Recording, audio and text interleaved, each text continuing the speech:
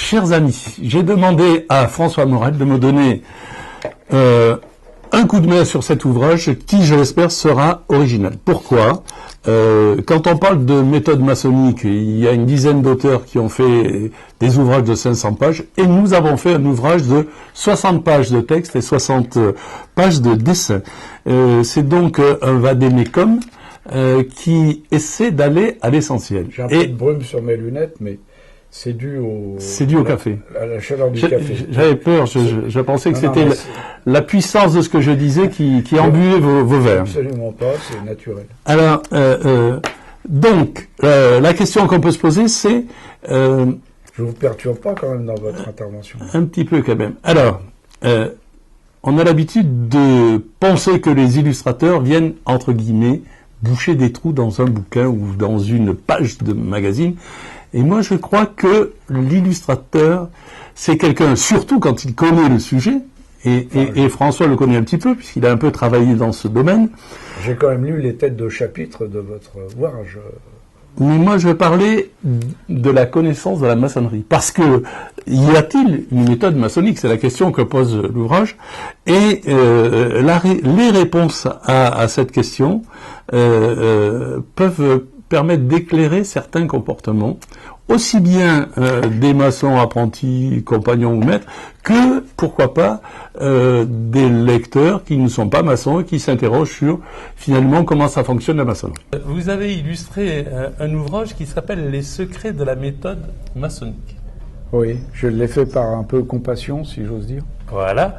Et sur la couverture, qu'on verra pendant que nous discutons, il y a 3 participants, symboliques 3 participants, oui, qui portent un toast. Alors, ma question, est-ce que le secret de la méthode, c'est de boire beaucoup quand on est franc-maçon ?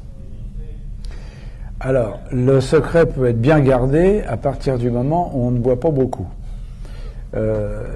Et on voit à travers ce dessin, qui est effectivement d'un symbolisme assez rare, mais malgré tout commun chez les francs-maçons, parce qu'il dit, si vous voulez garder le secret maçonnique, restez sobre, parce que l'alcool va nous permettre d'en savoir un peu plus. Ce qui est totalement faux, parce que plus les frangins boivent, et plus ils racontent des conneries, et qui est bien évidemment complètement aux antipodes de la réalité maçonnique. Parfait. Je vous pose la question, oui, mon cher Jacques, qu'est-ce que vous entendez par transmission ? Est-ce qu'il y a une différence entre transmission et expérience personnelle ? Voilà. Alors, pas compliqué. La seule chose que l'on puisse transmettre, c'est ce que l'on a vécu, avec simplement la modestie de dire, finalement, recevoir, c'est facile, donner, paradoxalement, ça paraît difficile, redonner demande de la modestie. Et la modestie, c'est quoi ? C'est, je ne sais pas tout, je n'ai pas de leçons à vous donner, mais j'ai reçu beaucoup, par exemple, de la maçonnerie, j'ai reçu beaucoup de la fraternité, eh bien, à ma façon, je vais essayer de rendre à la maçonnerie et à mes frères ce que j'ai compris, ce que j'ai vécu. Une générosité. Voilà.